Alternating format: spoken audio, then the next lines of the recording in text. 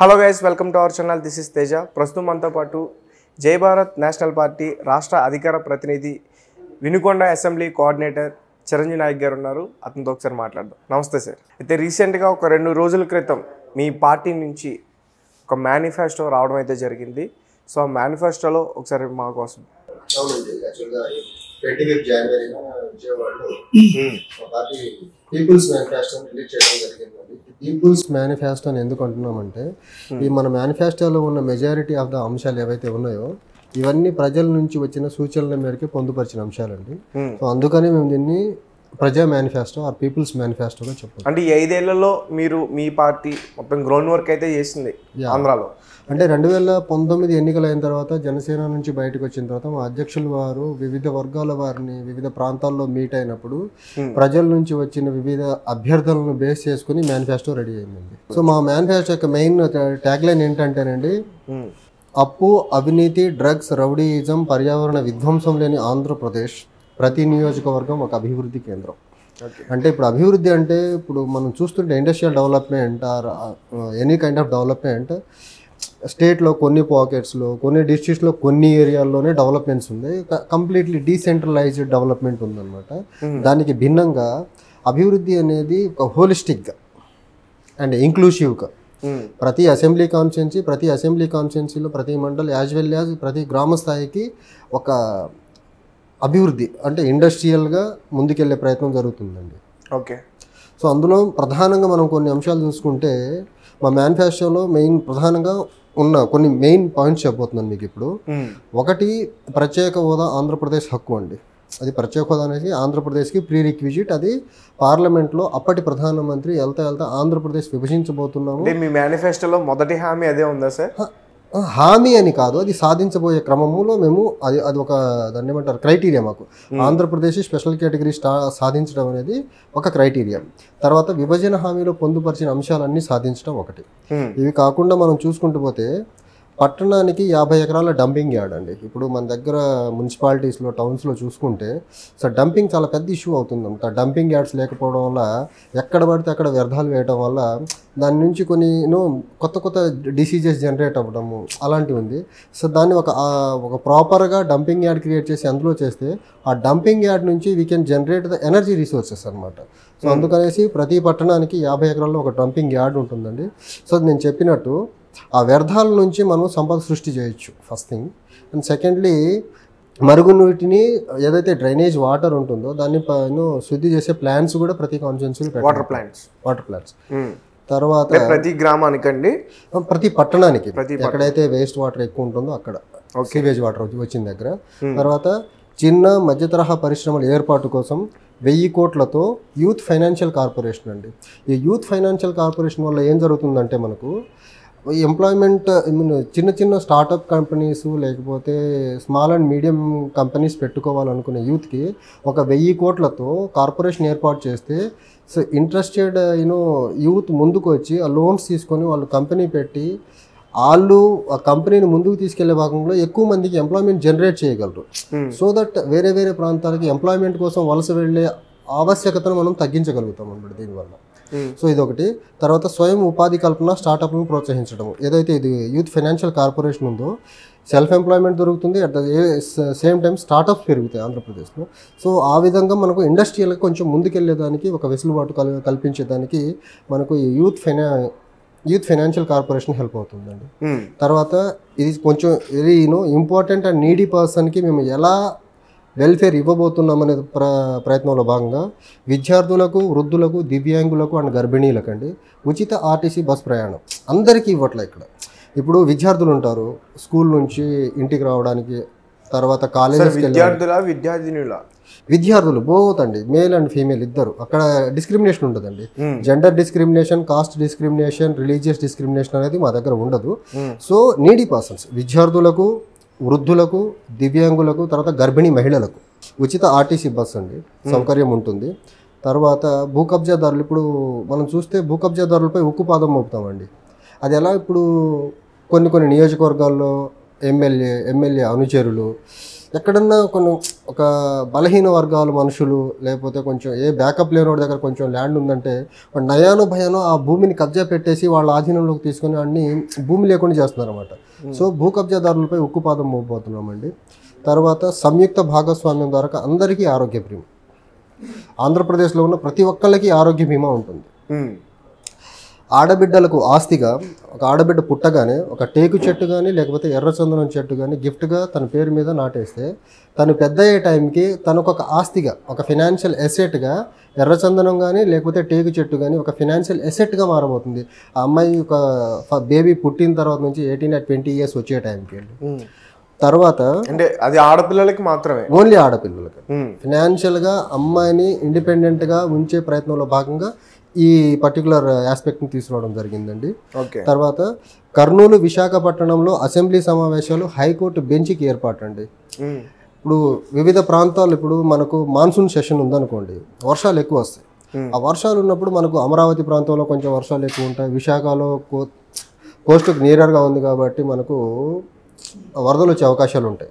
అలాంటి టైంలో కర్నూలు కొంచెం డ్రాట్ ప్రోన్ ఏరియా కాబట్టి వర్షాలు తక్కువ ఉంటాయి కాబట్టి రెయిన్ఫెడ్ ఏరియా కాబట్టి మనం మాన్సూన్ సెషన్ని మనం కర్నూలులో కండక్ట్ చేసుకోవచ్చు, వింటర్ సెషన్ని వైజాగ్లో కండక్ట్ చేసుకోవచ్చు, సమ్మర్ సెషన్ని అమరావతిలో కండక్ట్ చేసుకోవచ్చు. సో దీనివల్ల ఏంటంటే వివిధ ప్రాంతాల్లో జరిగే దాని అంశాలు కూడా అసెంబ్లీ దృష్టికి వస్తే అసెంబ్లీలో చర్చ జరుగుద్ది. అసెంబ్లీలో చర్చ జరిగిన తర్వాత దానికి ప్రభుత్వం ఆ పర్టికులర్ సమస్యల్ని రిజాల్వ్ చేసేదానికి ముందుకెళ్ళేదానికి అవకాశం ఉంటుందండి. అంటే దీనివల్ల ఇప్పుడు వివిధ ప్రాంతాల్లో సమావేశాలు జరగడం వల్ల ఆ పర్టికులర్ ప్రాంతాల్లో ఉండే సమస్యలు ప్రజాప్రతినిధుల దృష్టికి రావడం చాలా సులువుతరం అవుతుందన్నమాట. తర్వాత at the same time high court బెంచ్లు అండి.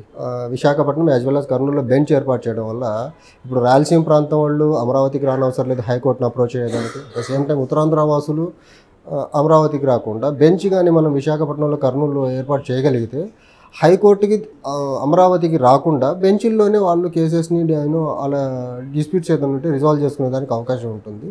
సో ఇంకోటి ఆర్టీసీ బస్ స్టేషన్లలో బహుళ అంతస్తుల ప్రజా ఉపయోగ సముదాయాలండి, మల్టీ కాంప్లెక్స్ బిల్డింగ్లు కట్టి ఆర్టీసీ ప్రాపర్టీస్ని కూడా ఒక ఎకనామికల్ యాక్టివిటీ హబ్గా మార్చే ప్రయత్నం జరగబోతుందండి. తర్వాత డ్వాక్రా సంఘాల కార్పొరేషన్కు నెలవారీ మేళాలు ఎగ్జిబిషన్స్ డ్వాక్రా మహిళలవి. డ్వాక్రా మహిళలను పారిశ్రామికవేత్తలుగా తీర్చిదిద్దడానికి ప్రత్యేక రాయితీలు ఇన్సెంటివ్స్ ఇచ్చి డ్వాక్రా మహిళల్ని ఒక ఇండస్ట్రియలిస్టులుగా ముందుకు తీసుకెళ్లే ప్రయత్నం జరగబోతుందండి. తర్వాత నదులు అనుసంధానం, వాటర్ గ్రిడ్, తీర ప్రాంతాలకు డీశాలినేషన్ ప్లాన్స్ ఉంటాయండి. ఇప్పుడు తీర ప్రాంతాల్లో మనకు వాటర్ అవైలబిలిటీ ఉంటుంది కానీ శాలినిటీ ఉంటుంది, అది పోర్టబుల్ డ్రింకింగ్ వాటర్గా మనకు హెల్ప్ అవుతుంది. అక్కడ డీశాలినేషన్ ప్లాంట్స్ మనం పెట్టడం వల్ల వాటర్ని డీశాలినేట్ చేసి మనం రెగ్యులర్ యూసేజ్కి పోర్టబుల్కి హెల్ప్ అవుతుందండి అది. తర్వాత ఐటీ కంపెనీల రాయితీల్లో ఆఫీస్ స్పేస్ అండి. ఐటీ కంపెనీలకు రాయితీలతో కూడిన ఆఫీస్ స్పేస్ ఇవ్వబడుతుందండి. సో దట్ మనకు ఐటీ కంపెనీస్ని ఎక్కువ అట్రాక్ట్ చేయొచ్చు. సో దట్ మన ఏపీలో ఉండే graduates, engineering graduates or non technical వింగ్స్లో పనిచేసేదానికి గ్రాడ్యుయేట్స్ని, అదర్ గ్రాడ్యుయేట్స్ని కూడా అపార్ట్ ఫ్రమ్ ఇంజనీరింగ్ గ్రాడ్యుయేట్స్ని సో లోకల్గానే employment IT and non IT employment create చేసేదానికి హెల్ప్ అవుతుందండి. తర్వాత విద్యుత్ స్లాబ్ మరియు విద్యుత్ రేట్లు తగ్గింపు అయితే జరుగుతుందండి. ఎందుకంటే ఇప్పుడు ఆంధ్రప్రదేశ్లో కరెంట్ బిల్ ఇంటికి వచ్చిందంటే అది చూసేదానికి పట్టుకునేదానికి కరెంట్ కంటే కూడా కరెంట్ బిల్ షాక్ కొట్టే పరిస్థితులు ఉన్నాయి ఇప్పుడు ఆంధ్రప్రదేశ్లో. సో అందుకనేసి విద్యుత్ స్లాబ్ యాజ్ వెల్ యాజ్ రేట్లు తగ్గింపు రెండు జరుగుతుందండి. సో దట్ ఒక సామాన్య మానవుడికి విద్యుత్ ఛార్జీల నుంచి కొంచెం వెసులుబాటు కలిగించబోతున్నాము. ప్రతి మండలానికి 2 కోట్లతో ఒక లైబ్రరీ అండి. సో దట్ రీడింగ్ హ్యాబిట్ని, రీడింగ్ కల్చర్ని ఇన్కల్కేట్ చేయగలం మనం. ఇప్పుడు చూస్తే మనం ఆంధ్రప్రదేశ్లో నాకు తెలిసి లైబ్రరీలు అనేది చాలా కనుమరుగైపోతున్నాయి. సో ఆ కల్చర్ని టెక్నాలజీ వచ్చిన తర్వాత లైబ్రరీ వల్ల యూజెస్ ఉంటుందా? ఖచ్చితంగా అండి, ఖచ్చితంగా. ఇప్పుడు మనము స్మార్ట్ మొబైల్స్ కరెక్ట్, కానీ మనం బుక్ని ఫిజికల్గా పట్టుకొని చదివే దాంట్లో ఉండే ఫీల్ మనం డిజిటల్లో రాదు కదండి అది. So physical reading is physical reading always, and ఆ ఫీల్ వేరే ఉంటుంది. అండ్ డిజిటల్లో అంటే మనం చదువుకున్న తర్వాత మళ్ళీ we can't underline, we can't note down the points యాక్చువల్గా. అదే ఒక మనం బుక్ అయితే అండర్లైన్ చేసుకోవచ్చు, వాటి నుంచి పాయింట్స్ ఏమైనా ఉంటే మనం రాసుకోవచ్చు. డిజిటల్లో అయితే ఆ ఫ్లెక్సిబిలిటీ ఉండదు కదా. చదువుకునే దాని వరకు డిజిటల్ ఓకే, బట్ ఆ ఫిజికల్ ఫీల్ ఏదైతే ఉందో అది లైబ్రరీలోనే వస్తుందండి. ఒక డిసిప్లిన్ రీడింగ్ హ్యాబిట్ అనేది లైబ్రరీస్లో గ్రూప్ ఆఫ్ పీపుల్ చదువుతూ ఉంటారు కాబట్టి ఒక డిసిప్లిన్ రీడింగ్ హ్యాబిట్ ఒకటి డెవలప్ అవుతుందండి. ఓకే, అంటే ఒక మండలానికి అన్నారు, మండలానికంటే 40 ఊర్లు ఉంటాయి. తర్వాత నాలెడ్జ్ హబ్ అండి, స్పోకెన్ ఇంగ్లీష్, తర్వాత యాప్టిట్యూడ్ కంప్యూటర్ కోర్సులు ఇవి ప్రతి మండలంలో ఎస్టాబ్లిష్ చేయబోతున్నామండి. ప్రతి జిల్లాకు పోటీ పరీక్షల కేంద్రం అండి. తర్వాత స్కిల్ డెవలప్మెంట్ సెంటర్. పోటీ పరీక్షలకు ప్రిపేర్ అయ్యే వాళ్ళకి ఇప్పుడు క్యాపిటల్కి వెళ్ళాల్సిన అవసరం లేకుండా సో గవర్నమెంట్ తరఫునే జిల్లా హెడ్ క్వార్టర్స్లో పోటీ పరీక్షల కేంద్రాన్ని, తర్వాత స్కిల్ డెవలప్మెంట్ సెంటర్స్ని, సో దట్ స్కిల్స్ ఎక్వేరీకి కూడా వాడు ఎక్కడికెక్కడికో దూరానికి వెళ్ళాల్సిన అవసరం లేదు. ఉచితంగానేనా? ఉచితంగా, ఇదంతా గవర్నమెంట్. ఇప్పుడు చాలా మంది స్టూడెంట్స్ కూడా పై చదువులు చదవడం కోసం అంటే ఏదైనా ఎగ్జామ్స్ కి ప్రిపేర్ అవుతే గ్రూప్స్ జిల్లా హెడ్ క్వార్టర్లోనే వాళ్ళకు ప్రాపర్ పోటీ పరీక్షల కేంద్రాలని ఏర్పాటు చేస్తామండి. తర్వాత వివాదరహిత గ్రామాలకు ఇప్పుడు ఎలక్షన్స్ జరుగుతానికి ఏకగ్రీవంగా గ్రామాలు కానీ ముందుకు వస్తే ₹1,00,00,000 గ్రాంట్ అండి. ఆ విలేజ్ వివాదరహిత గ్రామాలకు ₹1,00,00,000 గ్రాంట్ ఇవ్వబడుతుందండి. సో దట్ ఆ ₹1,00,00,000 గ్రాంట్ విలేజ్ డెవలప్మెంట్కి బాగా హెల్ప్ అవుతుంది. కొత్త పరిశ్రమలకు 3 ఏళ్ళు ట్యాక్స్ హాలిడే అండి. ఏదైతే ఆంధ్రప్రదేశ్కి ఇండస్ట్రీస్ కొత్తగా పెడతామని ముందుకు వస్తారో ట్యాక్స్ హాలిడే ఇచ్చేసి ఇన్వెస్టర్స్ని అటాక్ చేసేదానికి ఇది ఒక ప్రయత్నం అండి. తర్వాత tax holiday zero cost entry, పరిశ్రమలకు 3 ఏళ్ళ హాలిడేతో పాటు ఎంట్రీ అప్పుడు కూడా zero cost, no need to pay anything అనమాట. దివ్యాంగుల స్వయం ఉపాధి కోసము 10 లక్షల వరకు పూచీకత్తు మరియు వడ్డీ లేని రుణాలు, ఎలక్ట్రానిక్ వాహనాల కొనుగోలుకి వాళ్ళకి రాయితీలు అండి దివ్యాంగులకి. ఇది ఎన్ఆర్ఐల సమస్యల పరిష్కారానికి టాస్క్ ఫోర్స్ ఏర్పాటు చేయబడుతుంది. తర్వాత ఎన్ఆర్ఐలు స్వచ్ఛంద సంస్థల అభివృద్ధి పనులకు మ్యాచింగ్ ఫండ్ అండి. ఇప్పుడు నా ఫ్రెండ్స్ ఉన్నారండి, అబ్రాడ్లో సెట్ అయ్యారు. వాళ్ళు కొంచెం అక్కడ డబ్బులు సంపాదించుకొని ఇక్కడికి వచ్చి ఏదైనా ఇండస్ట్రీ పెట్టాలంటే ఇక్కడ బ్రైబ్ పే చేయాల్సి ఉంటుంది వాళ్ళు, లోకల్ లెజిస్లేటర్స్కి, లోకల్ అఫీషియల్కి. సో దీన్ని కొంచెం స్ట్రీమ్ లైన్ చేసేసి ఒక టాస్క్ ఫోర్స్ పెట్టేసి ఒక హడీల్స్ ఏవైతే ఉన్నాయో కరప్షన్ కానీ లేకపోతే టైం టేకింగ్ ప్రాసెస్ కానీ అప్రూవల్ ఇచ్చే దాంట్లో వీటిని కొంచెం ఈజ్ చేసేసేసి ఆ ఎన్ఆర్ఐస్ నుంచి ఎక్కువ ఇన్వెస్ట్మెంట్ అట్రాక్ట్ చేసేదానికి కానీ వాళ్ళు ఏదైనా కొంతమంది ఎన్ఆర్ఐలు ఎన్జిఓలు పెట్టేసి ఇక్కడ నడుపుతున్నారు. వాళ్ళకి మ్యాచింగ్ ఫండ్ ఇచ్చి వాళ్ళ దగ్గర నుంచి కొంచెం ఎక్కువ మొత్తంలో డబ్బు వచ్చేసి ఇక్కడ లోకల్ డెవలప్మెంట్కి హెల్ప్ అయ్యేదానికి ప్రయత్నం అండి ఇది. తర్వాత ప్రతి జిల్లాలో ఇండస్ట్రియల్ కారిడార్ అండి. పారిశ్రామిక విద్యుత్కు కనీస డిమాండ్ ఛార్జీలను తొలగించడం జరుగుతుంది. సంబంధిత పరిశ్రమలకు గ్యాస్, నీటి పైపులు కనెక్షన్లు ఖర్చును రాష్ట్ర ప్రభుత్వమే భరిస్తుందండి. ఇండస్ట్రియల్ కారిడార్ డిస్ట్రిక్ట్లో ఏర్పాటు చేసిన తర్వాత వాటికి కనీస విద్యుత్ డిమాండ్ ఛార్జీలని తొలగించడంతో పాటు పరిశ్రమలకు గ్యాస్, నీటి పైపులు గవర్నమెంటే ప్రొవైడ్ చేస్తుంది. సో దట్ ఎక్కువ మంది ఇన్వెస్టర్స్కు ఈ ఫెసిలిటీస్ మనం గవర్నమెంట్ సైడ్ నుంచి ఇవ్వడం వల్ల వాళ్ళు ఇంట్రెస్ట్ చూపి ముందుకు వచ్చేదానికి అవకాశం ఉంటుందండి. తర్వాత రైతు చేయూత అండి. యాక్చువల్గా మా మేనిఫెస్టో ఈ బుక్లో చూస్తే ఫస్ట్ వ్యవసాయ రంగానికి ప్రథమ ప్రయారిటీ ఇచ్చాము. ఎందుకంటే వ్యవసాయం అనేది మా అధ్యక్షుల వారికి కానీ చాలా ఇట్స్ వెరీ క్లోజ్ టు ఆయన హార్ట్ యాక్చువల్గా. ద సేమ్ టైం ఇప్పుడు అన్నదాతల్ని మనము ఇన్సెంటివ్స్ ఇచ్చి ప్రొటెక్ట్ చేయకపోతే రాబోయే రోజుల్లో ఫుడ్ క్రైసిస్ కూడా ఏర్పడే అవకాశం ఉంటుందండి. దాన్ని బేస్ చేసుకొని రైతులకు చేయూత సంవత్సరానికి ₹10,000 అండి. స్వామినాథన్ కమిటీ కనీస మద్దతు ధర వ్యవసాయ ఉత్పత్తి కొనుగోలు, స్వామినాథన్ కమిటీ రికమెండేషన్ బేస్ చేసుకొని ఎంఎస్పి కానీ తర్వాత వ్యవసాయ కొనుగోలు ఉత్పత్తుల్ని గవర్నమెంట్ మీడియేట్ చేసి కొనుగోలు చేసే ప్రయత్నం చేస్తుందండి. వ్యవసాయ రైతు కూలీల ఖర్చు సంవత్సరానికి ప్రతి రైతుకు 5,000 అండి. ఇప్పుడు రైతులకి యాక్చువల్గా లేబర్ కాస్ట్ ఎక్కువ పెరుగుతూ ఉంది. సో ఆ లేబర్ కాస్ట్ కొంచెం రైతుకు రిలీఫ్ ఇచ్చే ప్రయత్నంలో భాగంగా ప్రతి రైతుకి 5 ఎకరాల కంటే తక్కువ ఉన్న రైతులకి ఒక ₹5,000 వ్యవసాయ కూలీ ఖర్చు సంవత్సరానికి 5,000 గవర్నమెంట్ నుంచి ప్రొవైడ్ చేయబోతుంది. తర్వాత ఎఫ్ఈఓల ప్రోత్సాహం ద్వారా తక్కువ ధరలకు ధాన్యం, కూరగాయలు అందుబాటులోకి ఫార్మర్ ప్రొడ్యూస్ ఆర్గనైజేషన్స్ తీసుకొచ్చి తక్కువ ధరలకే ధాన్యం, కూరగాయలు అందుబాటులోకి కామన్ పబ్లిక్ తీసుకురాబోతున్నామండి. ప్రతి కుటుంబానికి ఉపాధి అండి. ఇది one of the key point మా మేనిఫెస్టోలో. ప్రతి పంచాయతీకి 10 మధ్య తరహా పరిశ్రమలు, ప్రతి పంచాయతీకి, నియోజకవర్గానికి కాదు, ప్రతి పంచాయతీకి 10 చిన్న మధ్య తరహా పరిశ్రమలు, ప్రతి నియోజకవర్గానికి ఒక భారీ పరిశ్రమ. కొత్తగా పట్టణ ఉపాధి హామీ పథకం అండి. ఇప్పుడు మనకు గ్రామీణ ఉపాధి హామీ పథకం ఉంది, అదే పట్టణాల్లో కూడా పట్టణ ఉపాధి హామీ పథకాన్ని తీసుకురాబోతున్నామండి. తర్వాత నాణ్యమైన రోడ్డు భద్రతా చట్టం అమలు చాలా పర్ఫెక్ట్గా జరగబోతుంది. తర్వాత కొత్త విమానాశ్రయాలు ఏర్పాటు అండి. ఇప్పుడు ఆంధ్రప్రదేశ్లో చూసుకుంటే విమానాశ్రయాలు ఒక 4-5 ఉన్నట్టున్నాయి. ఇప్పుడు మనకి ఈక్వల్గా ఉన్న కొంచెం అటు ఇటుగా ఉండే గుజరాత్కి అయితే ఆల్మోస్ట్ 20+ or 25+ ఎయిర్పోర్ట్లు ఉన్నాయి. సో ఎయిర్ కనెక్టివిటీ పెంచే ప్రయత్నంలో భాగంగా కొత్త విమానాశ్రయాలు ఏర్పాటు కూడా చేయబోతున్నామండి. తర్వాత ప్రతి గ్రామ పంచాయతీకి సంవత్సరానికి ₹1,00,00,000 గ్రాంట్, ఇందాక చెప్పినట్టు. ఓకే, ప్రతి గ్రామ పంచాయతీకి ₹1,00,00,000 గ్రాంట్ అండి. అంటే 5 సంవత్సరాలకి ఒక పంచాయతీకి వచ్చేసి ₹5 కోట్ల వస్తుందండి. తర్వాత ప్రతి ఒక్కరికి 10 లక్షల జీవిత బీమా ఉందండి. ఇప్పుడు ఏదన్నా ఎవరన్నా చనిపోతే జీవిత బీమా ఇది గవర్నమెంట్ తరఫు నుంచే ఇస్తున్నాం. దీనికి ఎలాంటి ఇన్సూరెన్స్ కంపెనీతో సంబంధం లేదండి, గవర్నమెంటే ఇస్తుంది. 10 lakhs ప్రతి ఒక్కరికి లైఫ్ ఇన్సూరెన్స్ అండి ఇది. ఓకే. ప్రతి ఇంటికి సబ్సిడీపై సోలార్ విద్యుత్ అండి. రైతు పారిశ్రామికవేత్తగా మారటానికి భూముల్లో సోలార్ ప్లాంట్ ఏర్పాటు చేసేదానికి ఒక చేయూతను ఇవ్వబోతుంది గవర్నమెంట్ సైడ్ నుంచి. తర్వాత సొంత ఇంటి నిర్మాణానికి ఇసుక కంకర నిర్మాణ స్థలం వద్దకే సరఫరా చేయబడుతుందండి ఇది. అంటే నీడీ పర్సన్స్ ఉంటారు, ఇల్లు కట్టుకోబోతారు, వాళ్ళు ఇప్పుడు కంకర కానీ ఇసుక కానీ కొనలేని పరిస్థితిలో ఉంటారు, ఉచితంగా గవర్నమెంట్ వాళ్ళకి ప్రొవైడ్ చేయబోతుంది. నాట్ ఫర్ మల్టీ కాంప్లెక్స్లు కట్టే అపార్ట్మెంట్స్ కట్టే వాళ్ళకి కాదు, సామాన్య ప్రజలు అయితే ఎవరైతే సొంత ఇల్లు కట్టుకోబోతారో వాళ్ళు గవర్నమెంట్కి అర్జీ పెట్టుకోగలిగితే వాళ్ళకు ఉచితంగా ఇంటి వద్దకే ఇసుక యాజ్ వెల్ యాజ్ కంకరని సరఫరా చేస్తుంది గవర్నమెంటే. ఓకే. తర్వాత ఉద్యోగస్తులకి ఆటోమేటిక్ ప్రమోషన్ విధానము, choice posting, anganwadi ASHA workers పారిశుద్ధ్య కార్మికులకు జీతాల పెంపు, తర్వాత గ్రాట్యుటీ విశేష వేతన సౌకర్యం ఉంటుందండి. తర్వాత అన్ఎంప్లాయీస్కి వచ్చేసరికి మా పార్టీ మేనిఫెస్టో చాలా ప్రెస్టీజియస్గా తీసుకుందండి. ఇప్పుడు వరకు జాబ్ క్యాలెండర్ ఇస్తామన్నారు ప్రతి సంవత్సరము. జాబ్ క్యాలెండర్ ఇప్పుడు 4.5 సంవత్సరాలు అయింది. ఒక సంవత్సరం కూడా January 1 జాబ్ క్యాలెండర్ రిలీజ్ చేయలేదు. బట్ మేము కొంచెం దీన్ని ఎలా తీసుకొచ్చామంటే ఓవర్ల్యాప్ లేకుండా, నోటిఫికేషన్కి ఓవర్ల్యాప్ అవ్వకుండా January 26 రిపబ్లిక్ డే రోజున Group 1 notification, August 15 independence day రోజున వచ్చేసి Group 2 notification, September 5 teachers day రోజున వచ్చేసి DSC notification, and October 31 Sardar Vallabhbhai Patel గారి జయంతి రోజున ఎస్ఐ కానిస్టేబుల్ నోటిఫికేషన్ అండి.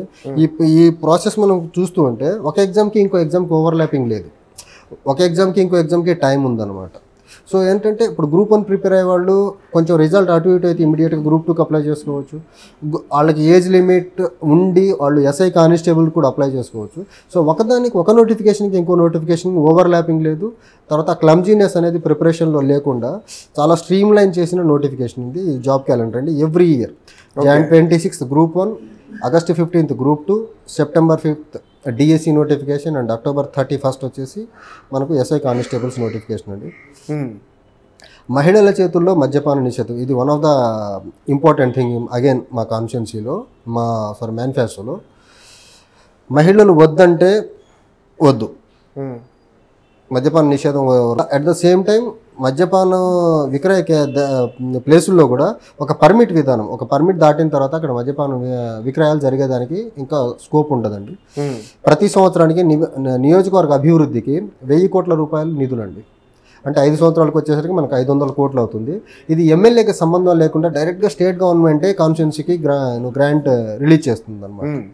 సో ఒక నియోజకవర్గానికి 5 కోట్ల రూపాయలు 5 సంవత్సరాలకు వచ్చి 500 కోట్లు అవుతుంది. అలానే గ్రామ పంచాయతీకి ఒక సంవత్సరానికి ₹1 గ్రాంటు, 5 సంవత్సరాలకు వచ్చి 5 కోట్ల గ్రాంట్ అండి. గ్రామానికి 5 కోట్ల చొప్పున, నియోజకవర్గానికి 500 కోట్ల చొప్పున అభివృద్ధికి నిధులు ఇస్తున్నామండి. ప్రతి నియోజకవర్గానికి ఒక నిమ్స్ స్థాయి హాస్పిటల్, ఒక జిల్లా స్థాయికి వచ్చేసరికి ఎయిమ్స్ స్థాయి హాస్పిటల్ని గవర్నమెంట్ కట్టించబోతుందండి. ప్రతి మండలంలో మెడికల్ స్టోర్ అండి. ఇది మళ్ళీ సామాన్య ప్రజలకి చాలా చాలా అవుట్ ఆఫ్ పాకెట్ ఎక్స్పెండిచర్ని తగ్గించేదానికి హెల్ప్ అవుతుంది ఇది. సో ప్రతి మండలంలో ప్రభుత్వం మెడికల్ స్టోర్ ఓపెన్ చేసి రన్ చేస్తుంది. అది కనీస మద్దతు ధర అనేది చాలా తక్కువ ఉంటుంది. అది ఎంఆర్పి అనేది చాలా తక్కువ ధరకే వాళ్ళకు ఉంటుంది. సో దట్ ఏంటంటే ప్రైవేట్ మెడికల్ స్టోర్స్ వాళ్ళకు కూడా ఒక ఆబ్లిగేషన్ క్రియేట్ అయ్యి వాళ్ళు కూడా ఖచ్చితంగా ఏదైతే మన మందులు ఉంటాయో మెడికల్ షాప్స్లో దొరికే మందులు అవి ధరలు తగ్గించి ఒక సామాన్యుడికి కొంచెం చాలా ఒక రిలీఫ్ ఇస్తుంది అనమాట. అవుట్ ఆఫ్ పాకెట్ ఎక్స్పెండిచర్ని చాలా తగ్గిస్తుందండి. తర్వాత పెట్రోల్ డీజిల్లపై రాష్ట్ర పన్ను తగ్గిస్తుందండి. స్టేట్ గవర్నమెంట్ ఏదైతే వ్యాట్ వేస్తుందో పెట్రోల్ డీజిల్పై, సో దీని మీద వ్యాట్ తగ్గించడం వల్ల మనకి ఏం జరుగుతుందంటే ట్రాన్స్పోర్ట్ ఫెసిలిటీస్ మీద ట్రాన్స్పోర్ట్ యొక్క కాస్ట్ తగ్గుతుంది. ట్రాన్స్పోర్ట్ కాస్ట్ తగ్గడం వల్ల మనకు వివిధ కమోడిటీస్ యొక్క ప్రైసెస్ కూడా తగ్గుతుంది. ఎందుకంటే everything is associated with transport అండి. ఎప్పుడైతే డీజిల్ ధరలు పెరుగుతాయో ఆటోమేటిక్గా నిత్యావసర వస్తువులు ట్రాన్స్పోర్ట్ మీద లింక్ అయ్యే ప్రతి వస్తువు యొక్క ధరలు పెరుగుతుంది. దీన్ని మనం ఒక్కసారిగా డీజిల్ పెట్రోల్లో వ్యాట్ మనం స్టేట్ గవర్నమెంట్ తగ్గించగలిగితే ఖచ్చితంగా మిగిలిన అన్ని వస్తువుల ధరలు తగ్గేదానికి అవకాశం ఉందండి. సో దట్ సామాన్యుడికి చాలా రిలీఫ్ అవుతుంది అది. తర్వాత ఇప్పుడు నుంచి ఇంటి వద్ద ఎఫ్ఐఆర్ అండి. ఇంటి వద్ద నుంచి మీరు ఫోన్ చేసి ఎఫ్ఐఆర్ లాడ్జ్ చేయొచ్చు. మొబైల్ పోలీస్ స్టేషన్స్ ఉంటాయి, వాళ్ళే ఇంటికి వచ్చి ఎఫ్ఐఆర్ రిజిస్టర్ చేసుకుంటారు. తర్వాత గ్రామీణ కోర్టులు అండి. గ్రామీణ కోర్టులు ఏర్పాటు చేసి గ్రామాల్లో ఏదైతే వివాదాలు ఉన్నాయో అవి గ్రామాల్లోనే ఆ వివాదాల పరిష్కారం చూపడుతుంది. ఫర్ దట్ గ్రామీణ కోర్టులు కూడా ఎస్టాబ్లిష్ చేయబోతున్నామండి. చాలా కొత్తగా ఉంది సార్ గ్రామీణ కోర్టు. గ్రామీణ అది ఆల్రెడీ మనకు యాక్ట్ ఉందండి, నేషనల్ గ్రామీణ న్యాయాలయ యాక్ట్ 2008 ఏదో ఒక యాక్ట్ ఉంది. ఆ యాక్ట్ని మనం తూచా తప్పకుండా ఇంప్లిమెంట్ చేస్తామండి. సెంట్రల్ గవర్నమెంట్ యాక్ట్ తీసుకొచ్చింది యాక్చువల్గా అది. సో ఆ యాక్ట్ ఉందనే విషయం మరి ప్రస్తుతం ఉన్న గవర్నమెంట్స్కి తెలుసో లేదో మాకు తెలియదు, కానీ ఆ యాక్ట్ ద్వారా గ్రామీణ కోర్టులు ఏర్పాటు చేసి ఏదైతే లోకల్ ఇష్యూస్ ఉన్నాయో వాళ్ళు హయ్యర్ కోర్ట్స్కి వెళ్లకుండా విలేజ్ లెవెల్లోనే చిన్న చిన్న కేసులను విలేజ్ లెవెల్లోనే అవి పరిష్కారం చూపే మార్గాలు చేయొచ్చండి.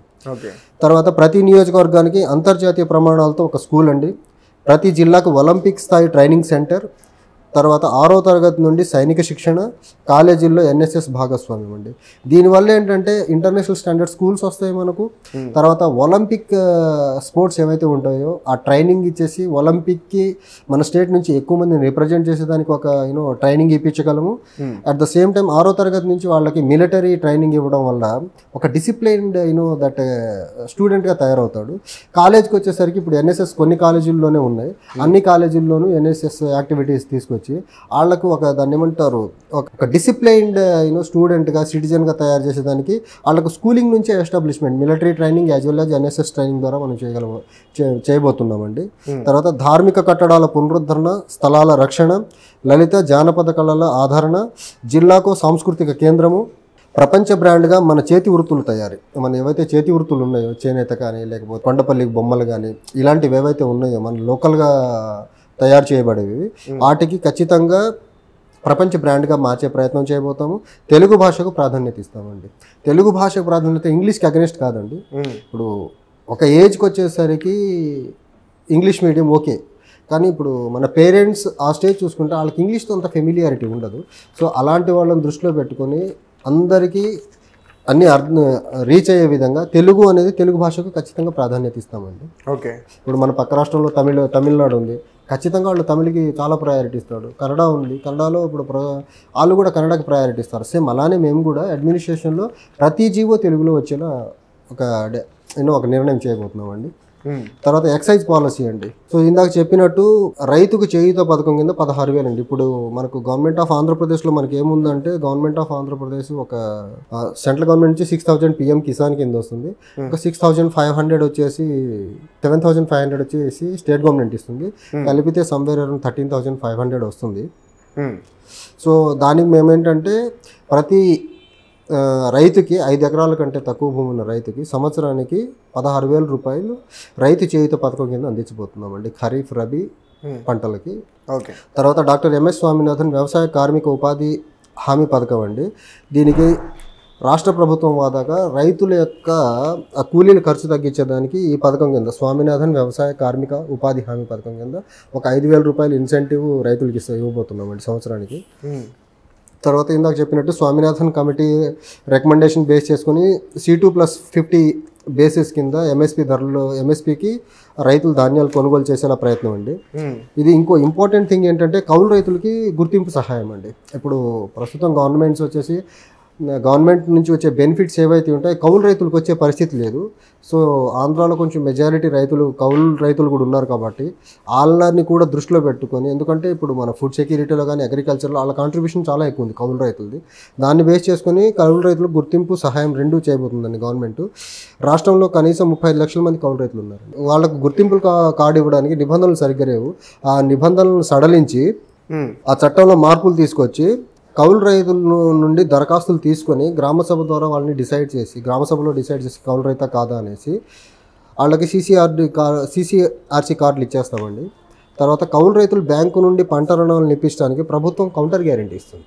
కౌలు రైతులకి బ్యాంకుల నుంచి అగ్రికల్చర్ లోన్ తీసుకునేదానికి, లేదా కౌలు రైతులు జాయింట్ లయబిలిటీ గ్రూపులు తయారు చేసి వడ్డీ లేని రుణాలను ఇప్పిస్తుంది. జాయింట్ లయబిలిటీ గ్రూప్స్ క్రియేట్ చేసేసి పంట నష్టపరిహారం, పంటల బీమా వంటి పథకాలు మొత్తం కౌలు రైతులందరికీ వర్తింపజేసేలా. ఇప్పుడు ఇందాక నేను చెప్పినట్టు ఏదైతే గవర్నమెంట్ స్కీమ్స్ నుంచి పంట నష్టపరిహారం కానీ లేకపోతే ఇప్పుడు ఏదైతే మనకు చేయూత స్కీమ్ ఉందో అది కౌలు రైతులకు అందుబాటులో లేదు. మేము CCRC కార్డ్స్ ఇవ్వడం ద్వారా ఈ CCRC కార్డ్స్ వచ్చిన ప్రతి కౌలు రైతుకి గవర్నమెంట్ సైడ్ నుంచి నష్టపరిహారం కానీ పంట బీమా పథకాలు కానీ కౌలు రైతులకు అందరికీ వర్తింపచేసేలా చేస్తామండి. తర్వాత ఇంకోటి ఇప్పుడు మన అగ్రికల్చర్లో చూసుకుంటేనండి విత్తనాలు నాసి రకం విత్తనం వస్తే పంట దిగుబడి సరిగ్గా ఉండదు. సో అందుకనేసి రాష్ట్ర ప్రభుత్వం ఒక ప్రత్యేక విత్తన చట్టం తీసుకురాబోతుందండి. తర్వాత చట్టబద్ధతో కూడిన ఒక రైతు కమిషన్ ఏర్పాటు చేసేసి రైతులకు ఉండే సమస్యల్ని అది రిజాల్వ్ చేసేదానికి హెల్ప్ అవుతుందండి. తర్వాత మన ట్రెడిషనల్ విత్తనాలు ఉంటాయి, సాంప్రదాయ విత్తన బ్యాంకును, ట్రెడిషనల్ సీడ్ బ్యాంక్ని ఏర్పాటు చేసేసి లోకల్గా ఉండే మన ఏదైతే దేశీ విత్తనాలు ఉన్నాయో వాటిని ప్రమోట్ చేసే ప్రయత్నం కూడా జరగబోతుందండి.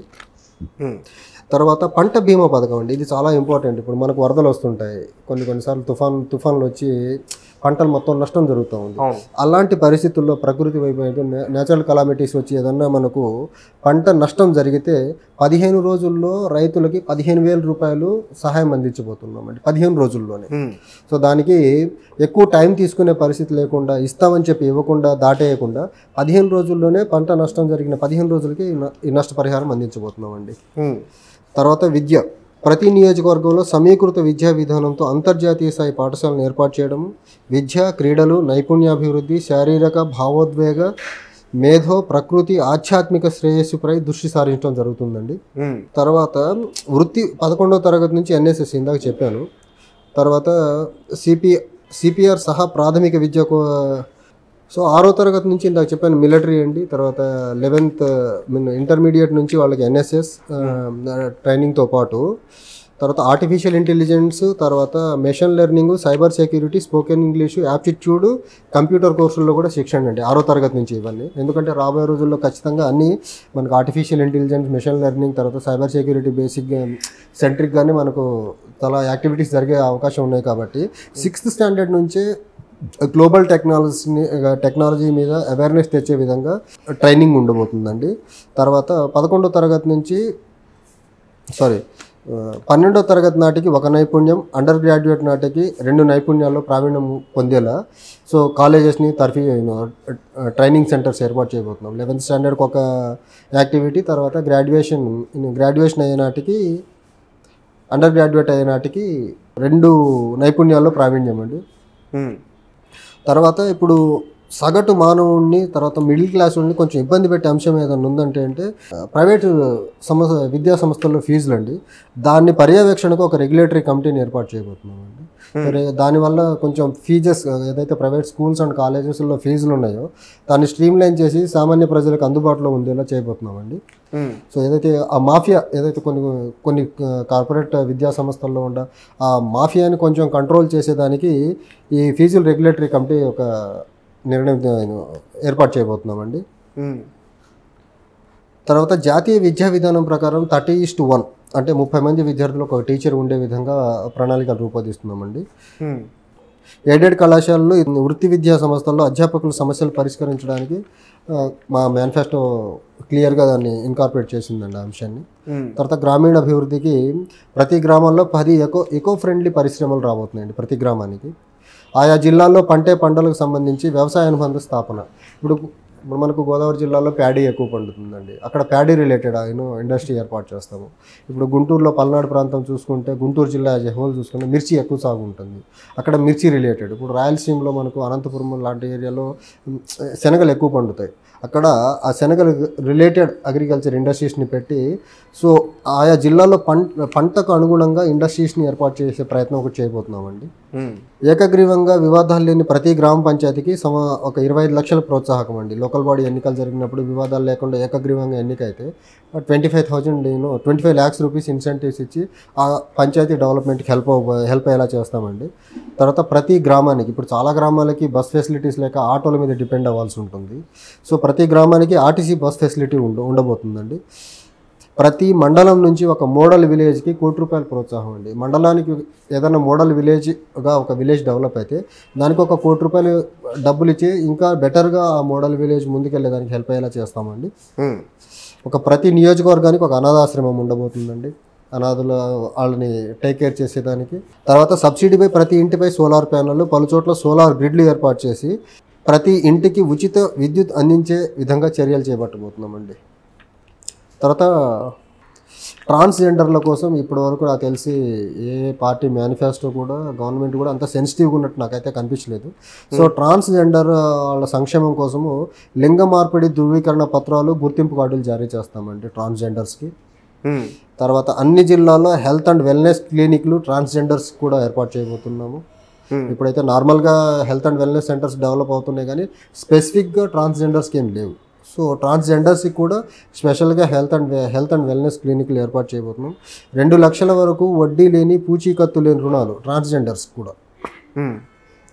తర్వాత స్వయం ఉపాధి అవకాశాల కోసం 5 లక్షలు సీడ్ గ్రాంట్తో ట్రాన్స్జెండర్ స్వయం సహాయక బృందాలని ఏర్పాటు చేస్తాం. ఇప్పుడైతే స్వయం సహాయక సంఘాలకు మహిళలకు ఉన్నాయో అలానే ట్రాన్స్జెండర్ కూడా స్వయం సహాయక బృందాలను ఏర్పాటు చేయబోతున్నామండి. తర్వాత మహిళా సాధికారతలో భాగంగా ఉమెన్ ఎంపవర్మెంట్లో పాటుగా మహిళా స్వయం సహాయక సంఘాలకు జీవనోపాధి పెంపొందించడానికి స్వయం ఉపాధి మార్గాల ఏర్పాటుకు వడ్డీ లేని రుణాలండి. మహిళా ఔత్సాహిక పారిశ్రామికవేత్తలు నైపుణ్యం సాంకేతిక పెట్టుబడి కల్పించేందుకు రాష్ట్రం స్వయం సహాయక సంఘాల కార్పొరేషన్ ఏర్పాటు చేయబోతుంది. తర్వాత నెలవారీ స్వయం సహాయక బృందం డ్వాక్రా మేళాలు ప్రతి జిల్లాల్లో స్వయం సహాయక బృందం గ్రూపు వారి ఉత్పత్తులు ప్రమోట్ చేయడానికి సరైన కార్యాలయ స్థలాలండి. ఇప్పుడు ఏదైతే డ్వాక్రా మహిళలు వాళ్ళ ప్రొడక్ట్స్ ఉంటాయో వాళ్ళని ప్రమోట్ చేసేదానికి ప్రాపర్ ఆఫీసులు ఎస్టాబ్లిష్ చేసేసేసి వాళ్ళ ఉత్పత్తులను ప్రమోట్ చేసే ప్రయత్నం చేయబోతున్నామండి. పనిచేసే మహిళలకు సబ్సిడీపై ఎలక్ట్రిక్ బైక్ అండి, వర్కింగ్ ఉమెన్స్ ఉంటారు. సో వాళ్లకు మొబిలిటీ ఈజీ చేసేదానికి లేకపోతే వెళ్ళి వచ్చేదానికి కొంచెం బెటర్ ట్రాన్స్పోర్టేషన్ కోసం వాళ్ళు ఎలక్ట్రిక్ వెహికల్ కొంటే దాని మీద సబ్సిడీలు అండి. పనిచేసే మహిళలకు ఇది వన్ ఆఫ్ ద ప్రొవిజన్ అండి. ఇప్పుడు మహిళా సెక్యూరిటీ అనేది చాలా చాలా ఇంపార్టెంట్ మనకు. వేరే ప్రాంతాల నుంచి సిటీస్కి వర్క్ చేసుకునే దానికి మహిళలు వస్తుంటారు మనకు. వాళ్ళ కోసం ఏంటంటే పనిచేసే వర్కింగ్ ఉమెన్కి బస్ స్టాండ్స్ రైల్వే స్టేషన్స్ దగ్గరలో ఉమెన్ హాస్టల్స్ ఎస్టాబ్లిష్ చేయబోతున్నాం గవర్నమెంట్. సో ఇదేంటంటే వాళ్ళ సెక్యూరిటీని దృష్టిలో పెట్టుకొని చేయబోతున్నాం. ఇది మహిళలకి పర్టికులర్లీ వర్కింగ్ ఉమెన్కి చాలా హెల్ప్ అవబోతుందండి ఇది. సో ప్రొఫెషనల్ మెయింటెనెన్స్తో రాష్ట్ర వ్యాప్తంగా మహిళలకు పారిశుద్ధ్య మరుగుదొడ్లు అండి. పారిశుద్ధ్య మరుగుదొడ్లు స్పెసిఫిక్గా మహిళలకే లేవు అనమాట. సో వాటిని రాష్ట్రం మొత్తము మహిళల కోసము స్పెషల్గా పారిశుద్ధ్య మరుగుదొడ్లు ఏర్పాటు చేయబోతున్నామండి. తర్వాత ఎవరైతే విడో రీమ్యారేజెస్ వితంతు పునర్వివాహాలకు ప్రోత్సాహకం అండి, నగదు ప్రోత్సాహం ఇవ్వబడుతుంది విడో రీమ్యారేజెస్ ప్రమోట్ చేసేదానికి. ఓకే. సో తర్వాత మనం ఎక్సైజ్ పాలసీల్లో వచ్చేసి ఇందాక చెప్పినట్టు మహిళల చేతుల్లో మద్యపానం అండి, వాళ్ళు వద్దు అంటే వద్దు. తర్వాత గ్రామాల్లో మద్యం షాపులు భవితన్యానికి నిర్ణయించడానికి కనీసం 50% మహిళలు హాజరుతో గ్రామసభ నిర్వహించడం అండి. 50% మహిళలు అక్కడ గ్రామసభ నిర్వహించిన తర్వాత గ్రామంలో అక్కడ మహిళలు వద్దు అని డిసైడ్ చేస్తే ఖచ్చితంగా అక్కడ మద్యం షాపును తీసేస్తామండి.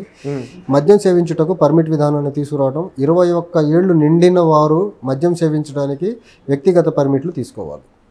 ఇప్పుడు మనకు విచ్చలవిడి మద్యం విక్రయాల వల్ల బెల్ట్ షాపుల వల్ల టీనేజర్స్ అండి, అంటే 21 మైనారిటీ కూడా తీరకుండానే మద్యం సేవించి తర్వాత ఆ లేటర్ ఆన్ ఫేజ్లో వాళ్ళు డ్రగ్స్కి అడిక్ట్ అవుతున్నారు. దాన్ని కంట్రోల్ చేసేదానికి ఆ డ్రగ్స్ మద్యాన్ని దూరం ఉంచేదానికి పర్మిట్ విధానము. 21 years తర్వాత మద్యం సేవించాలంటే ఫస్ట్ పర్మిట్ తీసుకోవాల్సి ఉంటుంది.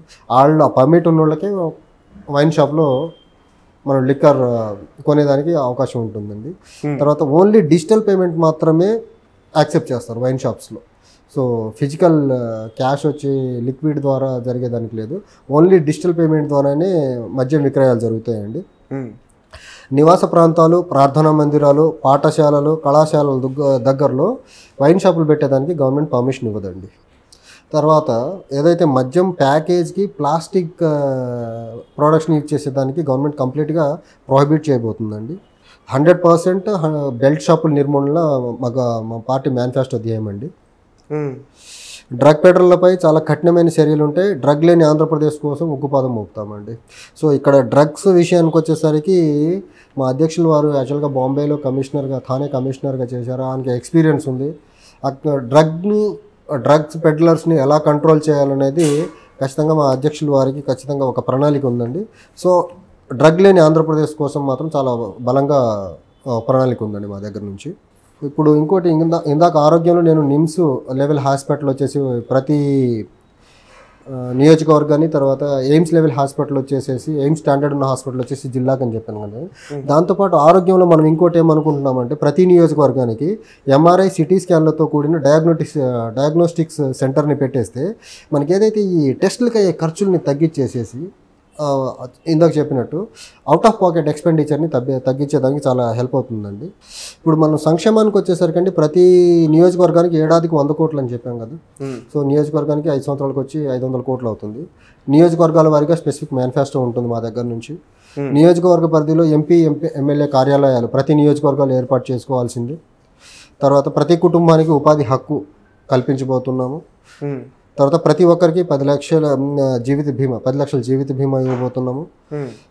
సుస్థిర శాశ్వత సంక్షేమం కోసము ప్రస్తుతం ఉన్న సంక్షేమ పథకాలు హేతుబద్ధ రేషనలైజేషన్ చేయబోతుంది. ప్రస్తుతం ఉన్న స్కీమ్స్లో ఏది అవసరమో ఏది అవసరం లేదు అనేది కూడా ఒక రేషనాలిటీ కమిటీ వేసి దాన్ని ముందుకెళ్ళబోతున్నామండి. ఓకే. తర్వాత బీసీ జనాభా ఆధారంగా బడ్జెట్ కేటాయింపులతో బీసీ సెప్లాన్ ఏర్పాటు చేయబోతున్నామండి. వక్ఫ్ బోర్డుకు చెందిన భూములు, ఆస్తులు, రికార్డులను డిజిటైజ్ చేయడం ద్వారా అక్రమాలకు గురైన ఆస్తులను తిరిగి స్వాధించడం జరుగుతుంది. అన్ని మతాల వారికి శ్మశాన వాటికలకు రక్షణ, తర్వాత స్థలాలు కేటాయింపు. అన్ని మతాల వారికి శ్మశాన వాటికకు రక్షణ, తర్వాత స్థలాలు కేటాయించడం జరుగుతుందండి. తర్వాత స్వయం ఉపాధి అవకాశాల కోసం ప్రతి ఎస్సీ ఎస్టీ కుటుంబానికి 10 లక్షల రుణ హామీ అండి. ఇది చాలా చాలా ఇంపార్టెంట్ థింగ్ అండి. స్వయం ఉపాధి అవకాశాల కోసం ప్రతి ఎస్సీ ఎస్టీ కుటుంబానికి 10 లక్షల రూపాయలు ఉపాధి హామీ అండి. ప్రతి కుటుంబానికి 10 లక్షలు రుణ హామీ, ఉపాధి హామీ కాదు, రుణ హామీ ఇవ్వబోతున్నాము. ఓకే. తర్వాత హేతుబద్ధమైన ఎస్సీ వర్గీకరణ మద్దతు. ఎస్సీల్లో అత్యంత వెనుకబడి కులాలకు అదనంగా 3% రిజర్వేషన్లు. ఇప్పుడు ఏదైతే ఎస్సీల్లో కొన్ని కులాలే కొంచెం అడ్వాన్స్ ఉన్నాయి, మిగిలిన కులాలు అసలు ఆ రిజర్వేషన్ ఫలాలకి ఇంకా నోచుకోలేదు. సో అత్యంత వెనుకబడిన ఎస్సీ కులాలను గుర్తించి వాళ్ళకి ఎనదరికి ఒక 3% రిజర్వేషన్ని ఇవ్వడానికి మేము కసరత్తు చేయబోతున్నామండి. ఎస్సీ ఎస్టీ జనాభాల్లో ఆధారంగా బడ్జెట్ కేటాయింపుల్లో ఎస్సీ ఎస్టీ సప్లాన్ ఏర్పాటు చేయబోతున్నామండి. తర్వాత దళితవాడ తండాలను ప్రత్యేక పంచాయతీలుగా గుర్తించబోతున్నాం. ఇప్పుడు మనం తెలంగాణలో చూసుకుంటే ఓన్లీ తండాలనే గ్రామ పంచాయతీలుగా గుర్తిస్తామని చెప్పారు. When it comes to Andhra Pradesh జై భారత్ పార్టీ వచ్చేసి దళిత వాడలు కూడా ఎక్కడైతే సైజబుల్ నెంబర్ ఉన్నాయో వాటిని ఒక సపరేట్ గ్రామ పంచాయతీలుగా, అట్ ద సేమ్ టైం ఇప్పటివరకు ఆంధ్రప్రదేశ్లో తండాలని గ్రామ పంచాయతీలుగా గుర్తించే కార్యక్రమం మొదలుపెట్టలేదు. ఇది మా పార్టీ అధికారంలోకి వచ్చిన తర్వాత దళిత వాడలను తండాలని ప్రత్యేక పంచాయతీలుగా గుర్తించబోతున్నామండి. సో పరిశ్రమలకు విషయానికి వచ్చేసరికి అంటే వైజాగ్ స్టీల్ ప్లాంట్ ప్రైవేటీకరణ ఆపడం లేదా సేల్లో విలీనాన్ని కృషి చేస్తామండి. అది ఏదైనా విక్రయాన్ని ఆపడం కానీ దాన్ని సేల్లో కలపడం కానీ కృషి చేయాల్సి ఉంటుంది. ఎందుకంటే మనకు ఆంధ్రప్రదేశ్కి చాలా emotional thing Vizag steel plant అనేది. ప్లాన్ అప్రూవల్ ఛార్జీలు, తర్వాత పవర్ డిపాజిట్ ఛార్జీలు, కన్వర్షన్ ఛార్జీలు లేదా రిజిస్ట్రేషన్ ఛార్జీలతో సహా అన్ని కొత్త పరిశ్రమలకు zero cost entry, production start అయిన 3 ఏళ్ల తర్వాత ఛార్జీలు వాయిదా పద్ధతిలో ప్రొడక్షన్ స్టార్ట్ అయిన 3 సంవత్సరాల తర్వాత వాయిదా పద్ధతిలో రికవరీ చేయబోతున్నామండి. తర్వాత పరిశ్రమల కోసం ప్లగ్ అండ్ ప్లే ఏర్పాటుకు వీలుగా ప్రతి జిల్లాల్లో ల్యాండ్ బ్యాంక్ ఏర్పాటు చేయబోతున్నామండి. ప్రతి జిల్లాకి ల్యాండ్ బ్యాంక్ ఇండస్ట్రీస్ కోసము. ప్రతి జిల్లాకు ఇండస్ట్రియల్ కారిడార్ ప్రోగ్రామ్ కింద డెడికేటివ్ ఇండస్ట్రియల్ కారిడార్, ప్రతి జిల్లాకు డెడికేటెడ్ ఇండస్ట్రియల్ కారిడార్ అండి. అది ఒకటి ఎస్టాబ్లిష్మెంట్కి మా పార్టీ పూనుకొని ఉంది. పారిశ్రామిక విద్యుత్కి కనీస డిమాండ్ ఛార్జీలు తొలగింపు, కేవలం యూనిట్ ఛార్జీలు మాత్రమే విధించడం జరుగుతుందండి. ఏదైతే మినిమం ఛార్జెస్ ఉన్నాయో వాటిని ఖచ్చితంగా మేము తొలగించేసి కేవలం యూనిట్ ఛార్జీలకు మాత్రమే విధించడం జరుగుతుందండి. గ్యాస్ అవసరమైన పరిశ్రమలకు గ్యాస్, నీటి పైపులు కనెక్షన్లు వేయడానికి అయ్యే ఖర్చును ప్రభుత్వం భరిస్తుంది. ఇది ఇందాక చెప్పాను నేను ఆల్రెడీ. తర్వాత కొత్త పెట్టుబడులు ఆహ్వానించడానికి, ఉన్న బలాలను పెంపొందించడానికి గ్లోబల్ ఆంధ్రప్రదేశ్ సమ్మిట్ని నిర్వహిస్తామండి. ఇప్పుడు ఏంటంటే ఆంధ్రప్రదేశ్లో ఎకనామిక్ సమ్మిట్స్ అసలు జరగట్లేదు. సో ఇన్వెస్టర్స్ని అట్రాక్ట్ చేసేదానికి ఖచ్చితంగా గ్లోబల్ ఆంధ్రప్రదేశ్ సమ్మిట్ని నిర్వహించబోతామండి. సో దట్ గ్లోబల్ ప్రపంచవ్యాప్తంగా ఉన్న ఇన్వెస్టర్స్ వచ్చి ఆంధ్రప్రదేశ్లో ఇన్వెస్ట్మెంట్కి ఒక ప్లాన్ని రెడీ చేయబోతున్నామండి. తర్వాత పారిశ్రామిక మౌలిక సదుపాయాలకి అభివృద్ధి వార్షిక వ్యయ కోటాను రిజర్వ్ చేస్తామండి. తర్వాత జీడిపప్పు, జనపనార, చెరకు, సుగంధ ద్రవ్యాలు మొదలైన వాటితో దెబ్బతిన్న వ్యవసాయ పరిశ్రమలు పునరుద్ధరణ అండి. ఇప్పుడు అనకాపల్లి ప్రాంతంలో మనకు చెరకు ఉంది, ఫ్యాక్టరీగా బెల్లం ఫ్యాక్టరీస్ ఉన్నట్టున్నాయి, అవి కొంచెం మూతపడి ఉన్నాయి, వాటిని పునరుద్ధరణ. తర్వాత జీడిపప్పు, జనపనార, వీటన్నిటి దెబ్బతిన్న వ్యవసాయ పరిశ్రమలని మళ్ళీ పునరుద్ధరిస్తామండి. తర్వాత అన్ని పరిశ్రమలకు 7 రోజుల్లో సింగిల్ విండో ఫేస్లెస్ క్లియరెన్స్ అండి. ఇది ఫేస్లెస్ క్లియరెన్స్ మనం ఆఫీస్కి వెళ్ళి ఫిజికల్గా అప్లై చేయాల్సిన అవసరం లేకుండా ఫేస్లెస్ క్లియరెన్స్ వితిన్ 7 డేస్లో అన్ని పరిశ్రమలకు ఇవ్వబోతున్నామండి. రాష్ట్రం మరియు కేంద్ర చట్టాల్లో సమ్మతి ప్రమాణాలను చేరువేయడం, పరిశ్రమలకు మద్దతు ఇవ్వడానికి ప్రభుత్వం ఇది కట్ చేసేసి. తర్వాత పీపీపీ పద్ధతిలో ఆంధ్రప్రదేశ్లో మనకు తీర ప్రాంతంలో పరిశ్రమల అభివృద్ధి అండి. ఎందుకంటే మనకు ఆల్మోస్ట్ 972 కిలోమీటర్స్ కోస్ట్ లైన్ ఉంది. సో పీపీపీ పద్ధతిలో తీర ప్రాంతాల్లో పరిశ్రమల ఏర్పాటుకి ఇక మా పార్టీ ఒక ప్రణాళికతో ముందుకు రాబోతుందండి. తర్వాత ప్రభుత్వ ఉద్యోగులు అండి. ఇప్పుడు ప్రస్తుతం ఉన్న ప్రభుత్వంలో వచ్చేసరికి ప్రభుత్వ ఉద్యోగులకి రకరకాల ఇబ్బందులు ఉన్నాయి. సో వాటిని బేస్ చేసుకుని వాళ్ళకి టైంకి జీతాలు లేవు, తర్వాత ప్రమోషన్స్ విషయంలో ఇబ్బందులు, ట్రాన్స్ఫర్ విషయంలో ఇబ్బందులు ఉన్నాయి. వాటన్నిటిని బేస్ చేసుకొని ఒక మాజీ ప్రభుత్వ ఉద్యోగిగా మా అధ్యక్షులు వారు ఒక ఎంప్లాయీస్ కోసం, వాళ్ళ సంక్షేమం కోసం ఒక కాంప్రహెన్సివ్ యాక్షన్ ప్లాన్తో ముందుకు వచ్చారండి. సో ప్రభుత్వ ఉద్యోగులకు వారానికి 5 రోజులే 10 దినాలు ఉంటాయండి. అది ఫస్ట్ పాయింట్ వచ్చేసి మా దాంట్లో. తర్వాత ప్రభుత్వ ఉద్యోగులకు automatic promotion system, choice transfer పోస్టింగ్లు, తర్వాత కెరీర్లో పురోగతి అండి. ప్రతి 6 నెలలకు డిఏ ఖచ్చితంగా అమలు, ప్రతి నెల 1వ తారీఖునే జీతాలండి. ఇప్పుడు ఆల్మోస్ట్ 10వ తారీఖు దాటితే కానీ జీతాలు ఇవ్వలేని పరిస్థితి ఉంది ఆంధ్రప్రదేశ్. మేము అధికారంలోకి వచ్చిన తర్వాత 1వ తారీఖునే ప్రతి నెల 1వ తారీఖునే జీతాలు ఇస్తాము. ప్రతి 6 నెలలకు ఒకసారి డిఏ పునరుద్ధరణ జరుగుతుందండి. తర్వాత ప్రభుత్వ ఉద్యోగులు వారి కుటుంబాలకు CGHS కింద తరహాలో నగదు ప్రభుత్వ ఉద్యోగులకు